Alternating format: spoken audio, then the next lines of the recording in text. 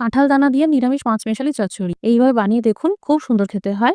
এখানে ১ কাপ কাঁঠাল দানা খোসা ছাড়িয়ে নিয়ে খুব পাতলা করে কুচিয়ে নিন। সিদ্ধ করার প্রয়োজন নেই। শুকনো কড়াইতে ১ চামচ আস্ত জিরে, ১ চামচ আস্ত ধনে, ১ টা তেজপাতা, ১ টা শুকনো আস্ত লঙ্কা ২-৩ মিনিট সেঁকে নিয়ে ঠান্ডা করে গুঁড়ো করে নিন। সরষের তেল গরম করে এই কুচানো কাঁঠাল দানা ভেজে নিন। অবশিষ্ট তেলে ১ চামচ পাঁচফোড়ন, ১ টা শুকনো আস্ত লঙ্কা ভেজে নিয়ে প্রথমেই কাটা আলু আর কুমড়ো দিয়ে আর সেই সাথে ১ চামচ হলুদ গুঁড়ো আর ১ চামচ হিং দিয়ে সবজি ভাজতে থাকুন।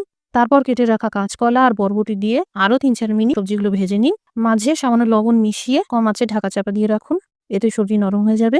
এরপর কাটা পটল আর বেগুন দিয়ে আবার ভালো করে মিশিয়ে নিয়ে ৩-৪ মিনিট ভেজে নিয়ে কম আঁচে ঢেকে রাখুন। সবজির মধ্যে থাকা জলের ভাপে সবজি 70% সিদ্ধ হয়ে গেলে এই ভাজা কাঁঠাল দানা ৩ চামচ আদা বাটা জলে গুলে দিয়ে দিন। ভালো করে মিশিয়ে নেওয়ার পর দিয়ে দিন ১ গ্লাস গরম জল। স্বাদমতো লবণ দিয়ে ভালো করে মিশিয়ে নিয়ে কম আঁচে ঢেকে আরো ৫ মিনিটের জন্য সিদ্ধ করে নিন। সবশেষে ছোট চামচের মাপ করে ২ চা চামচ চিনি, ১ চামচ গরম মসলার গুঁড়ো আর তৈরি করা ভাজা মসলাটা দিয়ে ভালো করে